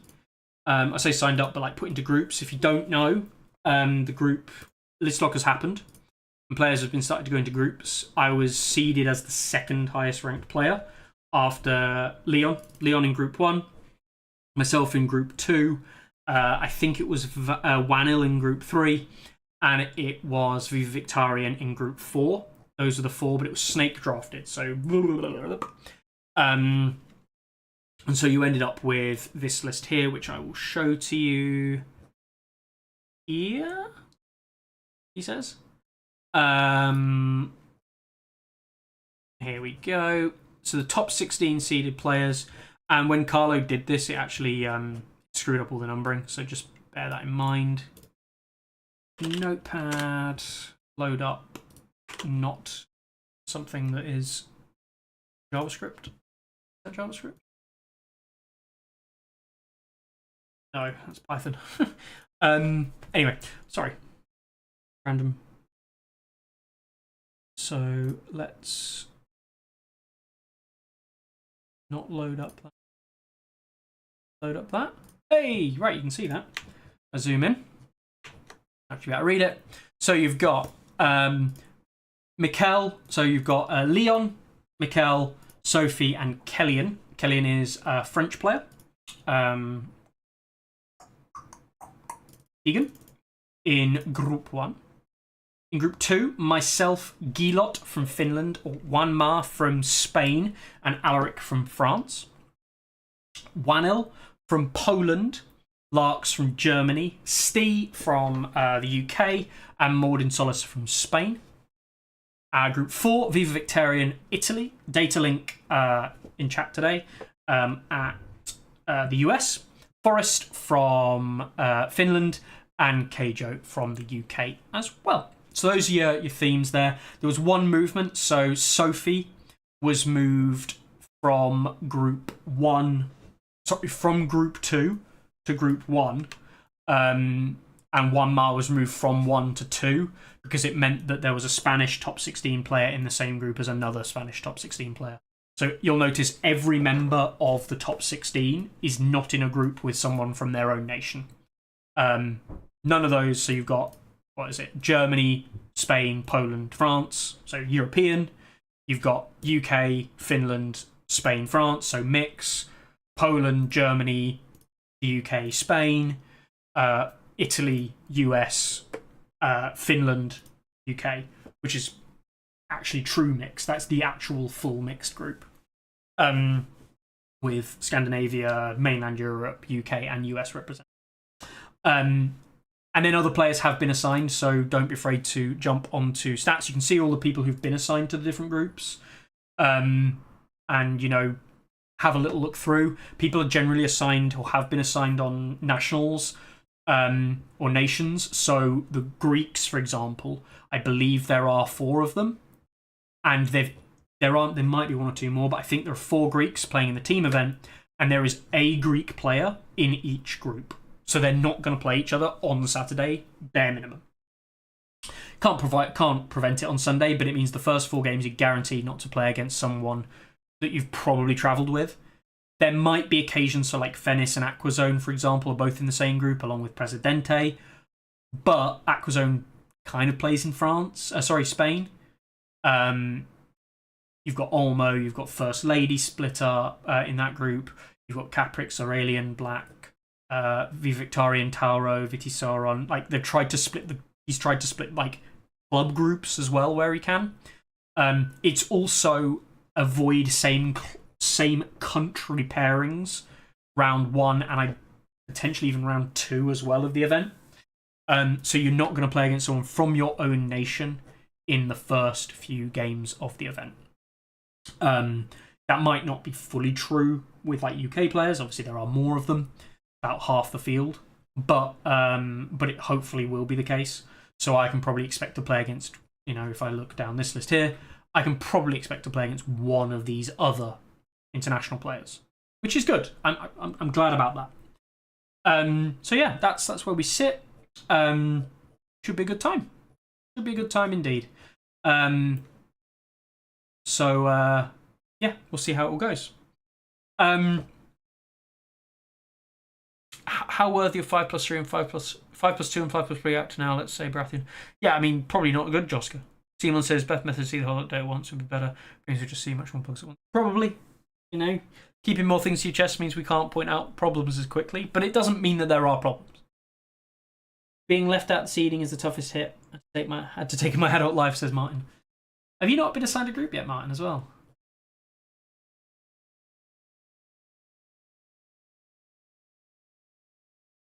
You haven't? Oh, you don't even know what group you're in. Rip, Martin. Yeah. Well, hopefully, I think you'll probably end up getting grouped. You and Soren will be put together probably with a few English players, I'm guessing. Oh, yeah. Maybe with Romania, Croatia, India. 3 there that could probably be prepared. So Belgium, actually. So there's like 4 one-off nations. Will probably be paired together. Are they better with Polish? There's 3, 1, 2. I don't know. It's Carla gets to choose. There's 4 polls still unassigned. There's 1, 2, 3, 4, 5, 6 Italians. 6 Spanish. She might get paired with some Spanish players. So we'll see. Anyway, that's what we've got going on there.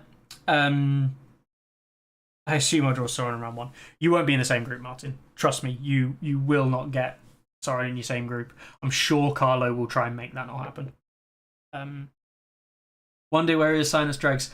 Honestly, Dan, if I was you, I would. The reason I asked about like would we have to put same club pairings, I know that Carlo would not do this deliberately, but I know for a fact any automated system he used for this, if it was any way, shape shape automated, you'll end up in the same group as me, and we'll end up playing like game 2 or 3 or something.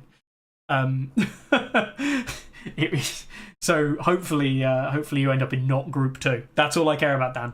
Not group 2, and then we don't potentially have to play each other. Yeah. So I've also been working on some code. I said I would, and I finally got back into teaching myself and learning how to code again.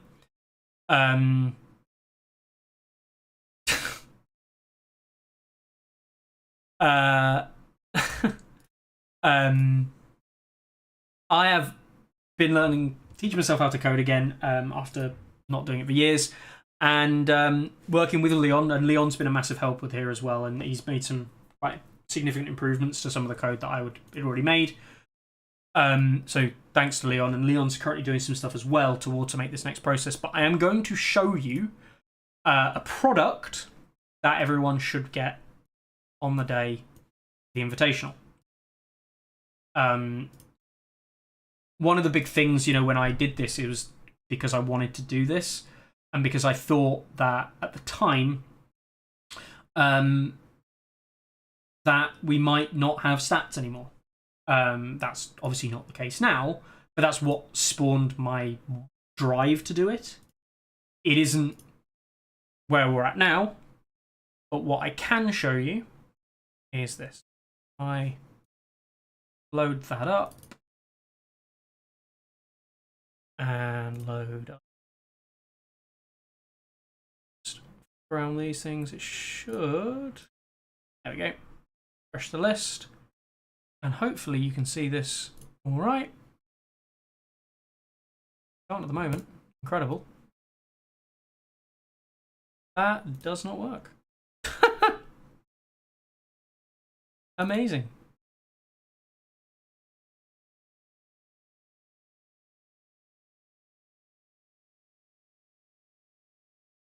Yeah, that works. I don't know why it does that. It doesn't automatically figure it out. So, there we go. This is what you can hope to expect to receive if you attend the event. One of these. And you're probably thinking, what's that? Because that's just one thing. Yes, this is one side of it. This is not the whole thing. Every player who is attending the Invitational in any capacity will get a player card. And these player cards of what I've been working on to produce for the community to have as a celebration of their time and their successes with stats. So I do have one pre-prepared. This is actually not the final copy. This is just one that I knocked up. This is not the right stats. Just bear with me on that front. But if I load up this one, so this is an example player card. It will have your player name on it, if you're part of a team, what team you're on. PKLO is your various badges from stats. I just loaded all 11 for this example one, so you could see how they would appear. It will show you things like your most played factions, your most faced or your highest win rate faction, your lowest win rate factions, the commander you've played the most, your most faced commanders, perhaps. How many play? In my opinion, something I think is genuinely interesting: the total number of commanders you've actually played and the total number of commanders you've actually faced. What percentage of the game have you actually played? Yeah, that's what you've got. Your most played units, your most faced units, your best and worst game modes. All of this potentially coming. I did actually have a full one mocked up for a player. And it's really interesting. Really, really interesting seeing this stuff. The exact stats, if you are interested, don't leave it in the Facebook. Don't leave it in the chat. Can you put it in the comments below if there is a particular stat you want and what you would take out? You have to remember I am limited by space. If you want one of these things removed and something else put in place, then by all means let us know, because these are going in production this week. So any changes we can make on the stats, I will change. But in order for me to do this, we have to scrape the website. So we've been building scrapers. And so we can do this as well. I don't know how we're going to do it long term. but I'm actually able to show you this. I'll load it up correctly. So I'll load up mine. And this is going to be everyone's worst nightmare because it's spreadsheet time. Let's... that a second. This and this. So you can't read all of this data. Don't worry, you're not meant to. Actually, let's get rid of that a second and let's change this over to. So let's put up.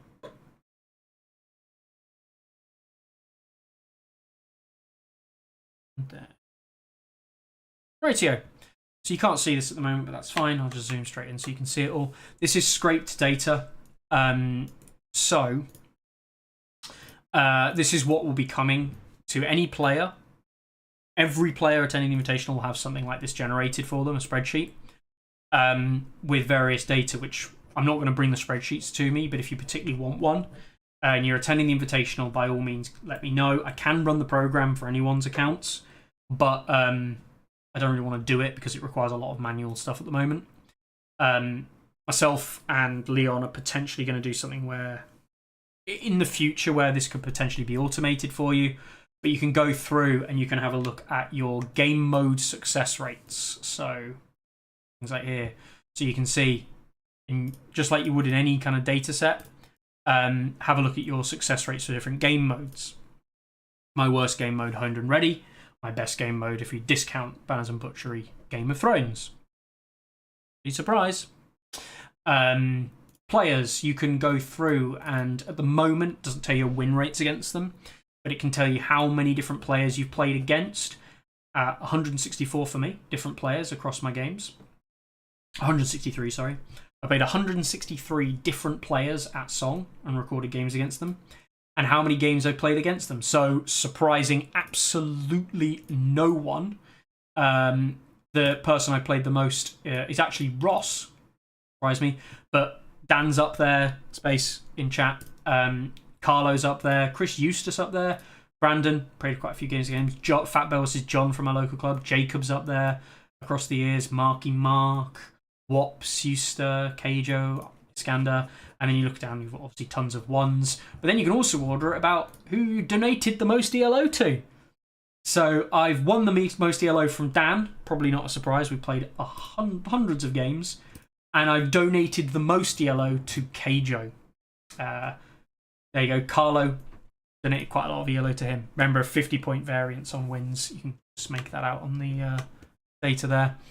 Keijo, when I first played against him, lost a load of games against him when he was 1,500 and I was like 2,000 rated. Terrible. And now he's what? Top 16 player at the Invitational. So you can look at all of that. You can also look at your unique armies. So this, for a lot of people, will probably be pretty boring. But you can filter this by uniqueness of army. So I've played Renly once. No, I haven't. That's not true.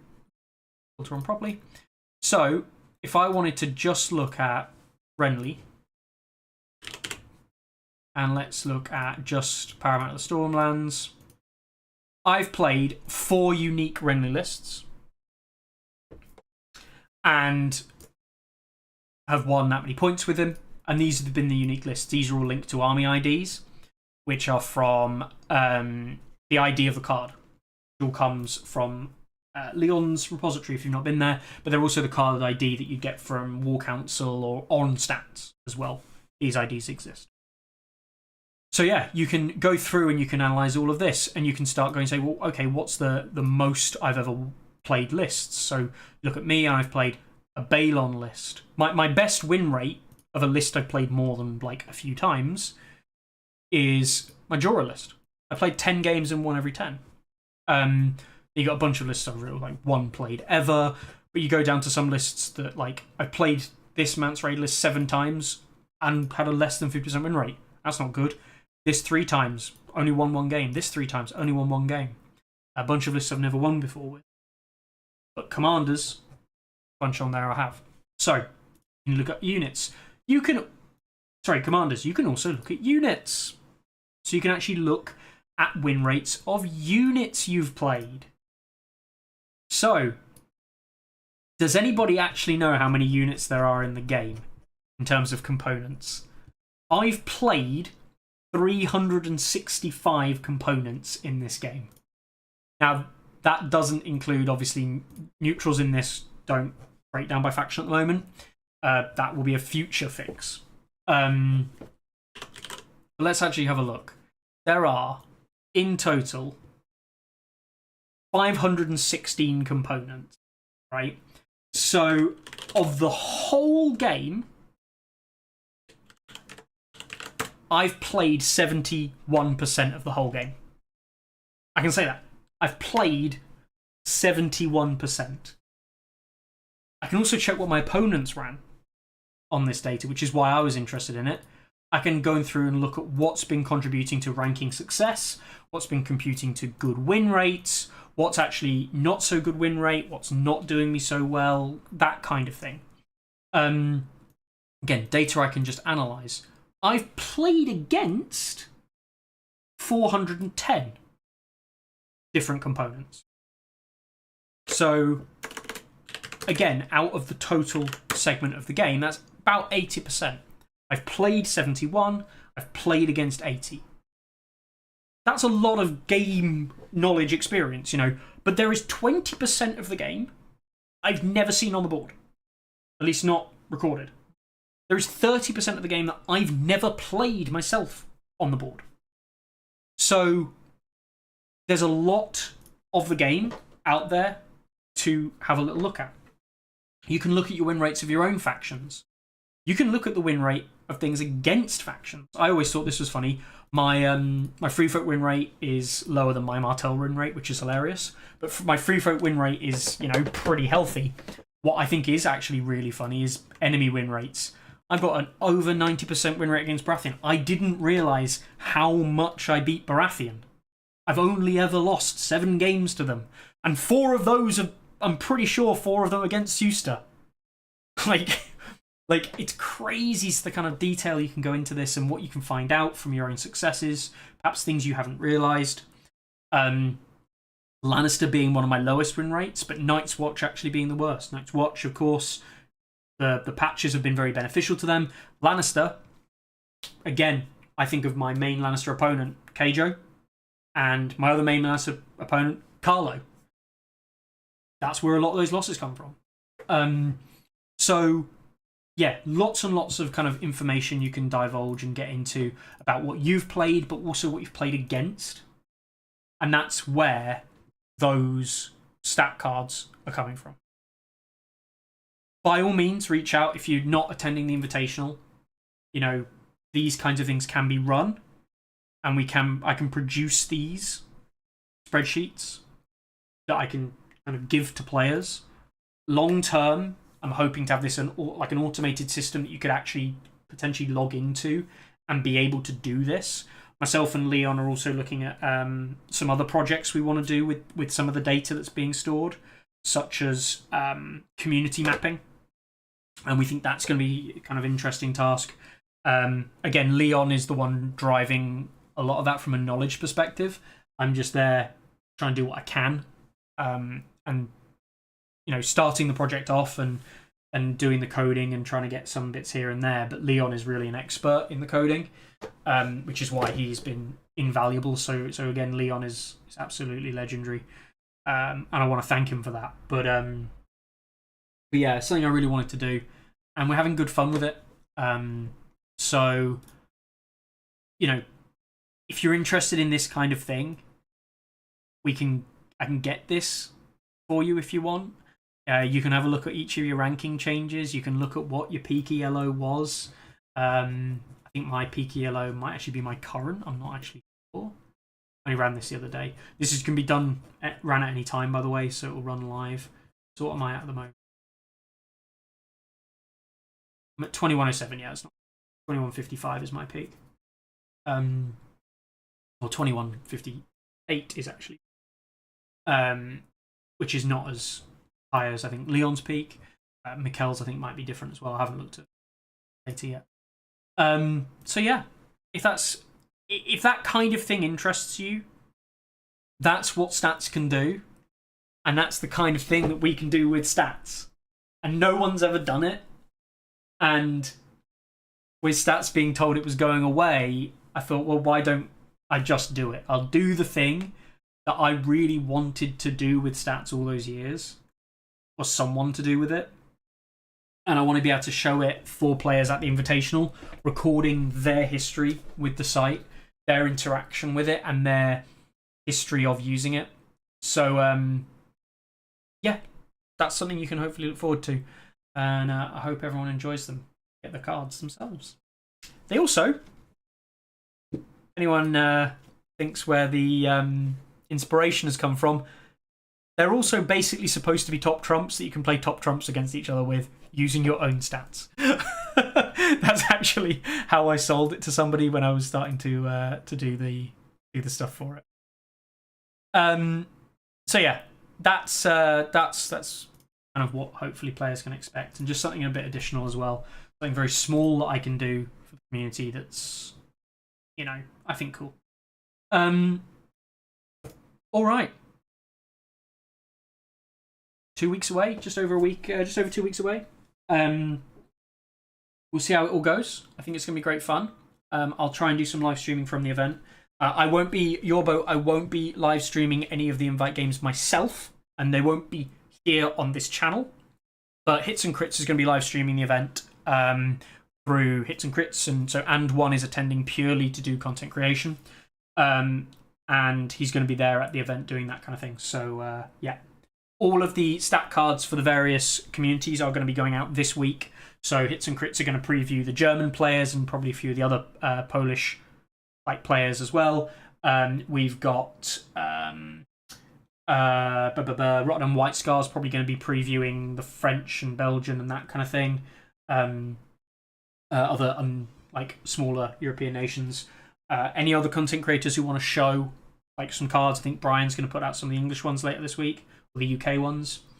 They're all going to be going out before the end of this week. So if you do want to show off your nation's cards and it hasn't been claimed yet, get on board and I can give you a full set of the cards for your nation to represent those countries going and appearing at the invitation. Yeah. I hope everyone has a great few weeks. I will probably, next time I speak to you, will be at the Invitational. It may be with the new update. Yeah, Martin, by all means, I'll get them sorted. And yeah, I'll definitely I'll see you there, and we'll have a great time. The Monday, I'm hoping to be back in time to do a proper breakdown of the event on the Monday. I'll probably be knackered, but I'm traveling back on the Monday. And do a full breakdown, potentially do a season 6 thing. I don't know. I think, yeah, we'll see how it goes. Give you content creators some love. Yecat's miniatures, everything he's doing in the UK, superb. Thanks a lot for your efforts, Grant. Chris and one and Hits and Crits team guys, obviously massive what you're doing. Sunny Slaughter, Stovetop, who's going to Adepticon. I think he's going to be doing some stuff at Adepticon, so watch out for that. You've got Broken Banners. I want to make sure I don't get that name wrong. As well as Activate Pivot Charge. You've got some of the French stuff, so Le Baratéo and a few of the other French creators. Do check them out if you're not aware of them. Rotterdam White Scars, Jerome, and Tice. Wow, second name, Jesus.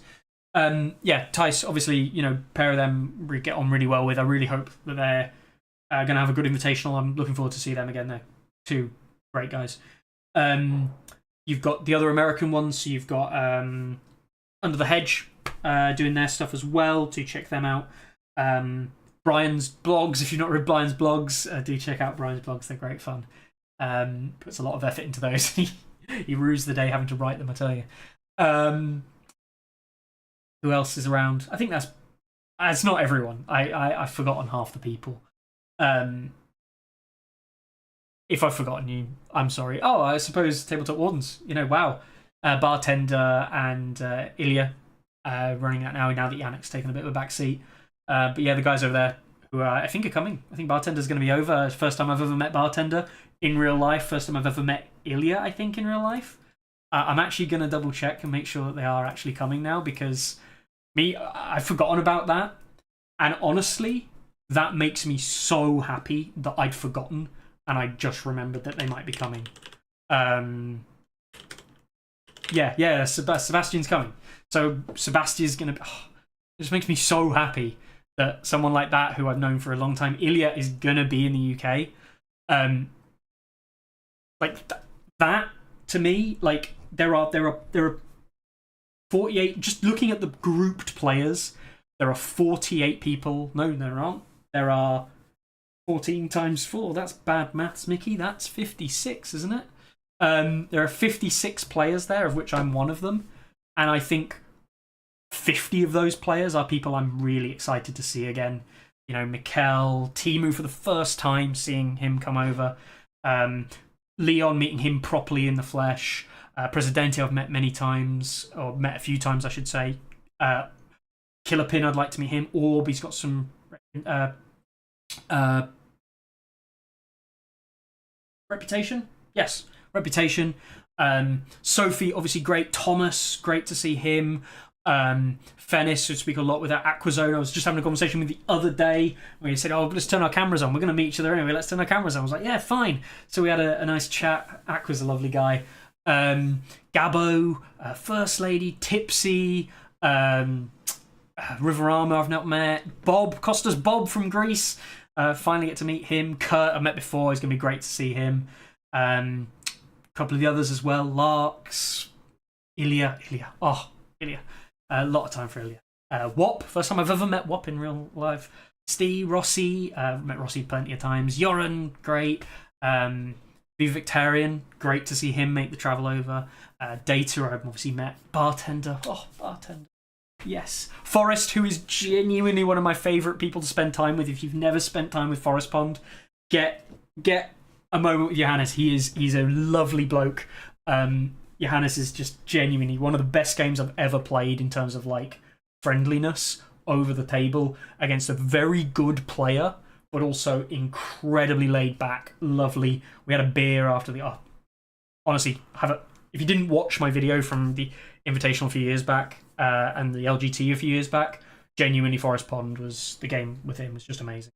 Courtmake, he's going to be over. I spoke to him, obviously, Jaska, on the show not too long ago. Other players, Minotaurus, it's going to be great to see him. We have quite a few fallings out over rules. Not falling out, but discussions. But it's going to be great to really actually meet Alan and talk to him. So that's going to be great. Gamma. It'd be great to have Gamma over and some of the stuff that Gamma does. It'd be great to see Between Two Weirwoods back as well, Gamma. Hint, hint. Decipher is going to be great to have over as well. Trying to think who else on this list. Gremlin. Never met Gremlin. It'd be cool to see him. Reek's on the list, I suppose. Oh, Jordan. Abiscius, yeah. Get to see Abiscius. Never met Jordan in real flesh, but obviously spoken to him loads online. Bunker. Yeah, Flurpy, Reek. I've met Martin before. Martin's an arsehole. I joke, Martin's great. Martin was really good fun at the RGT a few years back as well. Yeah, I'm really looking forward. And yeah. And Joska. Yeah, Forest Pond is mine, right? Joska, you're coming over as well, aren't you? So, are you in Forest's group? Oh, I can't see that. Oh, hang on. Are you Ingvar Blackmane on here, Joska? I think you might be. But yeah, it's going to be great. It's going to be fantastic. We had Indian food with Forest. Yeah, the highlight of the LGT, 100%. Sat in that Indian restaurant, was great fun. Really good fun. All right, cool. Well, thank you very much, guys. It's been just over 2 hours, 2.5 hours. 2 and a bit hours, actually, because I didn't start exactly at 7, did I? I screwed up all the stuff at the start. I'm sorry. I'm going to get back into the swing of doing this a bit more often. I'm going to try and be a bit more positive. we're gonna, you know, the rebranding that I've got is still half finished, so some of that's gonna come through as well. Let's get the stats coffee up. Let's get the Nexus project going.